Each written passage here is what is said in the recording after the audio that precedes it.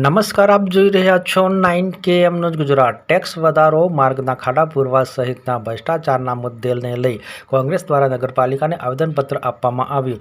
સાવરકુંડલા નગરપાલિકા દ્વારા હાઉસ ટેક્સમાં 18% વ્યાજ વધારા સાથે પાલિકાના નિર્ભય તંત્રને જગાડવા કોંગ્રેસ આક્રમક બનીને પાલિકા કચેરીએ હોલ્લાબોલ સાથે આવેદનપત્ર આપ્યું। પૂર્વ ધારાસભ્ય પ્રતાપ દાતાએ સાવરકુંડલા નગરપાલિકા કચેરીએ તાળાબંધી કરવાની ચમકી ઉચ્ચારી।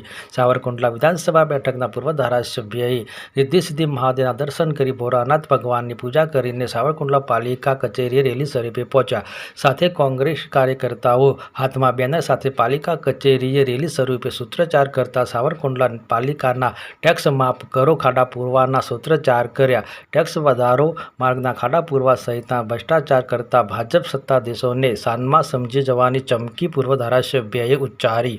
નગરપાલિકાના ચીફ ઓફિસર સહિત પાલિકા સત્તાધીશો ગેરહાજર રહેતા ઇન્ચાર્જને આવેદનપત્ર આપવામાં આવ્યું। વિશેષ રિપોર્ટ સંજય વાઘેલા, અમરેલીથી। આમ તો દર વર્ષે રિદ્ધિ સિદ્ધિ મહાદેવના શ્રાવણ મહિનામાં અમારી પરિવાર ટીમ મારફત કોંગ્રેસ પરિવારના અશુભાઈ ને આખી કિરીટ દાદાથી લઈને હિતેશભાઈ બધા જ અમે લોકો દર્શન કરતા હોય, પણ આ વખતે અભિષેકથી શરૂઆત એટલા માટે કરી કે બેફામ બનેલા સત્તાધીશો અને આ હું જે નગરપાલિકાના પ્રાંગણમાં ઊભો છું, આખું ગામ ત્રાહિમામ છે। ગામ પોકારી રહ્યું છે કે આમાંથી અમને મુક્તિ આપો। ત્યારે કોંગ્રેસ પરિવારે હંમેશા કોઈ પણ ખોટા કાર્યની આગેવાની લીધી છે ને એના ભાગરૂપે આજે આવેદનની મુદ્દાઓમાં 18% હાઉસ ટેક્સની ઉપર વ્યાજ, હું આ મીડિયા મારફત સરકારને પૂછવા માંગુ છું કે એક બાજુ ગૃહમંત્રી વ્યાજખોરોને જેલમાં પૂરવાની વાતો કરે છે, બેન્કિંગ વ્યાજ 8%, 9%, 18% એટલે પઠાણી વ્યાજ થયું ગણાય, તો શું આ નગરપાલિકાના ચીફ, નગરપાલિકાના પ્રમુખને જેલમાં પૂરવાનું કામ કરશે ખરા?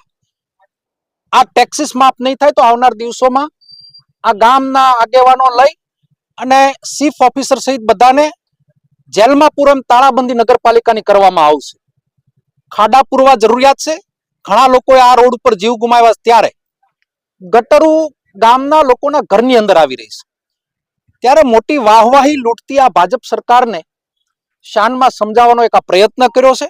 સત્તા અહીંયાથી લઈને દિલ્હી સુધી સરકાર ભારતીય જનતા પાર્ટીની, ત્યારે સરકારના બનેલા પોપટ બનીને બેઠેલા અધિકારીઓ મજા આવે એમ વાવસર ફાડે છે, મજા આવે એમ લોકોને બિલ ચૂકવે છે, ભ્રષ્ટાચારથી ખોટા પેટ્રોલ ડીઝલોના બિલ ચૂકવાય છે, કોઈની ઓફિસોના બિલ ચૂકવાય છે। ત્યારે શાનમાં સમજાવવા આવ્યા છે। આવનાર દિવસોમાં જો આ વાત સમજણપૂર્વક નહીં સમજાય તો શેરી અને મહોલ્લા સુધી આ વાતને લઈ અને જનજાગૃતિ સાથે આવનાર દિવસોમાં નગરપાલિકાને ફરી વખત તાળાબંધીનો કાર્યક્રમ આપવામાં આવશે।